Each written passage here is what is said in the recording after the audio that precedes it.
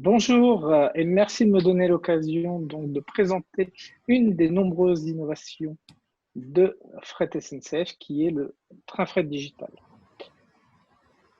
Il y a quelques années, Fret SNCF s'est intéressé à tout ce qui est solution digitale. L'objectif premier était simple, améliorer l'information client et avoir des datas permettant d'améliorer également la gestion de parc.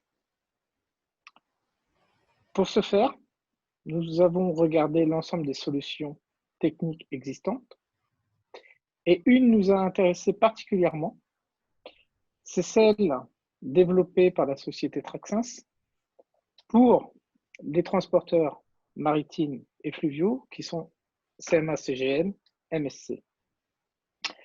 L'intérêt de leur solution, c'était de créer un maillage train, un réseau entre les boîtiers qui permettait ensuite d'optimiser la logistique dans sa globalité. Je m'explique. La difficulté dans le maritime, c'était d'avoir des informations, des containers en fond de cale. Grâce à la solution trouvée par Traxens, c'est-à-dire de créer un réseau maillé, un réseau d'échange d'informations entre les box, les boîtiers connectés, qui étaient le plus en haut des cales, arrivaient à envoyer l'information des conteneurs en fond de cale. Ce maillage nous a particulièrement intéressés dans le cadre de la création d'un réseau train pour voir comment optimiser, automatiser certains gestes métiers, certaines procédures dans le monde ferroviaire. Depuis, nous avons testé plusieurs solutions, plusieurs services. La gestion de parc et l'info client dont je vais vous parler en sont. Mais nous avons aussi l'essai train digital qui a été testé grâce à ce réseau. Le train fret digital, comment ça fonctionne? Tout simplement, l'élément de base, on pose une box, autrement dit un boîtier connecté sur chaque wagon. Boîtier qui va servir à envoyer de l'information, donc l'information sur la géolocalisation notamment, ce qu'on appelle couramment dans le monde logistique le tracing, tracking. Donc ça, c'est uniquement par la box. La box va renvoyer de l'information sur l'ensemble du réseau train, c'est-à-dire aux autres box, mais également à la locomotive, grâce à une box placée dans la locomotive ou via une gateway. Une gateway, pour faire très simple, c'est une superbox. Nous avons aussi la possibilité d'envoyer de l'information des box directement au téléphone, au PDA, du conducteur. Chaque boîtier ensuite donc, fournit de l'information, mais aussi collecte de l'information. On en discutera tout à l'heure, c'est par exemple le suivi des kilomètres. Pour les services de base, on a donc une box. Pour des services spécifiques, comme l'essai train digital par exemple, nous avons une multitude de capteurs qu'on peut mettre en fonction du service souhaité sur le wagon. Le capteur renvoie l'information à la box et la box à l'agent de conduite. Donc l'élément de base, pour être très, très simple, c'est une box sur chaque wagon et ensuite des capteurs sur les wagons en fonction des services souhaités. Le tout est renvoyé à la fois dans le système d'information, aujourd'hui Traxens Hub, et également à l'agent de conduite sur son téléphone, son PDA, son smartphone. Tout à l'heure, nous avons évoqué l'information client. Concrètement, comment le train fret digital permet d'améliorer l'information client par deux notions, deux services qui sont la géolocalisation. La géolocalisation, c'est quoi? Tout simplement le boîtier, la box, qui prend sa position GPS, qui la stocke et qui la transmet ensuite soit au portail client, soit au portail d'information Traxens Hub. Le second service est le ou vous lirez parfois dans la presse le géofencing. Le géofencing ou géorepérage, qu'est-ce que c'est? Tout simplement, on indique, on paramètre dans le système d'information TruckSense Hub des zones, des points d'intérêt. Et on dit à la box, donc au wagon, quand tu entres ou quand tu sors de cette zone, tu m'envoies une information. L'avantage, c'est que le paramétrage est très libre. On peut envoyer des notifications en fonction de la criticité de l'événement.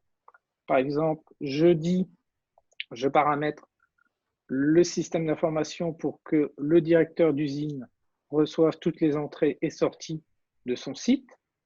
Je paramètre l'outil de façon à ce que le directeur logistique ne reçoive que les événements dits anormaux. C'est donc bien un système personnalisable. L'information peut être partagée par l'ensemble de la chaîne logistique. Pourquoi? Tout simplement car dans le système d'information, on peut paramétrer des notifications et donc prévenir à la fois en interne de l'arrivée d'un wagon, mais je peux aussi indiquer une adresse mail, par exemple, qui informerait l'opérateur FAIRCAM, le transporteur routier, le transporteur maritime, qui assurerait la suite de l'acheminement avant ou après la partie ferroviaire. Donc c'est bien une notion de chaîne logistique et une information pour toute la chaîne logistique qui va bien au-delà du ferroviaire. L'assistance digitale, tout simplement, repose sur plusieurs éléments qui sont le suivi des kilomètres. Le suivi des kilomètres, c'est important, notamment dans le domaine ferroviaire, parce qu'il faut savoir que, déjà, il y a des coûts financiers. La Fret SNCF loue des wagons, n'est pas propriétaire de ces wagons, et les conditions commerciales font que le loyer qu'on négocie avec les détenteurs sont soumis à un kilométrage déterminé. Dans la profession, c'est 50 000 km en général. Le suivi du kilométrage au wagon permet de s'assurer que tous les wagons respectent cette condition de kilométrage, car un wagon qui ferait 30 000 km et un autre 70 000 km reviendrait à augmenter les frais logistiques, puisque au-delà de 50 000 km, on a un surloyer. Le suivi des kilomètres permet aussi d'adapter la maintenance préventive. Aujourd'hui, quand on casse un organe ou qu'on doit le remplacer pour usure, par exemple une semelle de frein, vous avez de l'indisponibilité. L'indisponibilité wagon, ça peut être soit des trajets depuis et vers des ateliers, ça peut être aussi une immobilisation sur un site dans l'attente d'une intervention en équipe mobile. Il faut savoir que durant ce laps de temps où le wagon n'est pas utilisé, les loyers perdurent. Donc l'idée, c'est bien de pouvoir mieux connaître la vie du wagon et pouvoir augmenter, développer la maintenance préventive. Dans le cas des semelles de frein que j'évoquais à l'instant, c'est de faire des statistiques et de s'apercevoir si sur un flux donné, je remplace les semelles de frein tous les 15 000 km. Eh bien, ensuite, dans le système d'information, je paramètre l'outil pour qu'à partir de 14 000 km, par exemple, les opérateurs en gestion de parc puissent déclencher la maintenance préventive. La maintenance préventive pourra être faite en temps masqué et donc ne pas indisponibiliser nos ressources. C'est donc un outil très important pour améliorer la disponibilité des parcs, améliorer aussi le niveau de rotation et de développer de l'ingénierie de maintenance. Le train fret digital, c'est aussi une ingénierie évolutive.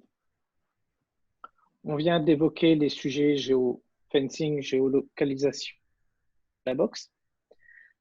Grâce à des capteurs spécifiques, on peut également personnaliser des services. On peut, par exemple, faire de l'automatisation d'ouverture, fermeture de trappe, de toiture, ce qui est très intéressant pour nos clients puisque moins leurs agents ont à manipuler les wagons, plus on réduit le risque et on améliore la prévention des risques professionnels. Le sujet également est sur la sécurité des marchandises, puisqu'on peut mettre des capteurs pour vigiler la température intérieure du wagon. On peut faire aussi ce que Fret a développé, c'est l'essai de frein digital. Le monitoring train, c'est aussi pouvoir renvoyer de l'information sur des organes de sécurité, par exemple, à l'agent de conduite pour que l'agent de conduite applique plus rapidement les consignes et toutes les mesures de protection vis-à-vis soit de la sécurité des circulations, mais aussi de la sécurité, de la sûreté de la marchandise. Donc, le train fret digital, est bien, grâce à son fonctionnement en réseau maillé, un système évolutif qui renforce la sécurité des marchandises et des personnels. Merci beaucoup de cette invitation.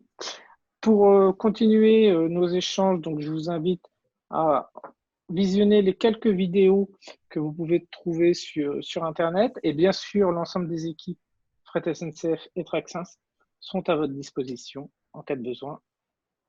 Merci beaucoup, Nicolas, pour cette présentation.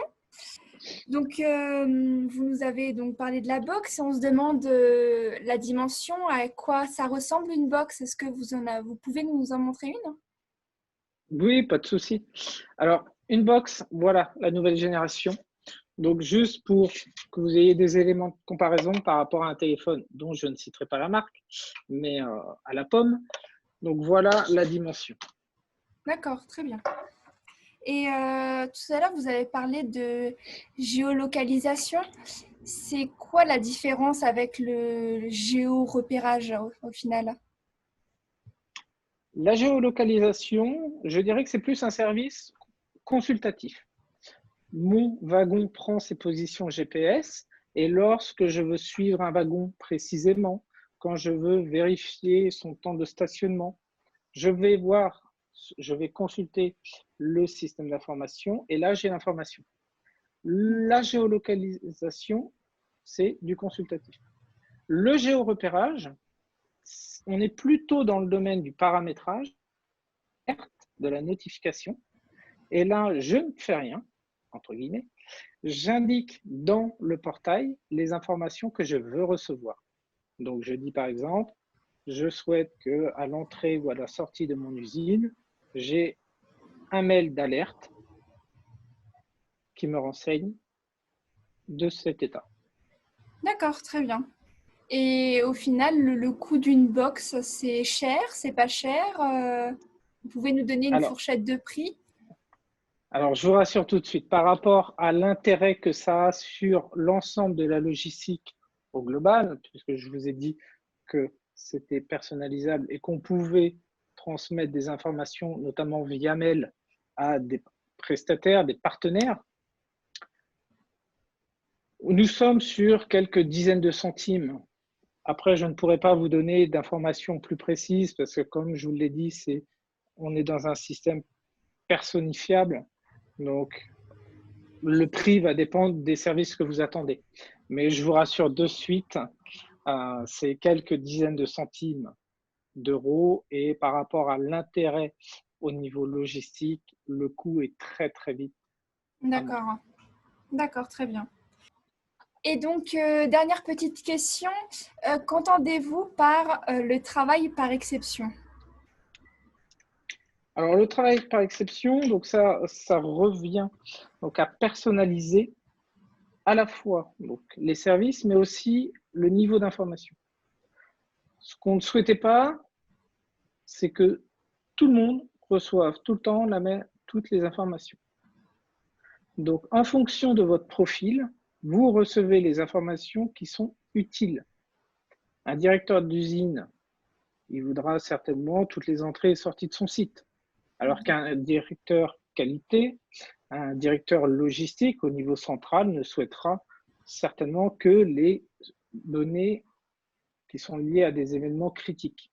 Donc, c'est bien ça, le travail par exception, c'est de pouvoir donner la bonne information à la bonne personne. D'accord, très bien. Je vous remercie, c'est très clair. Je vous remercie pour votre présentation.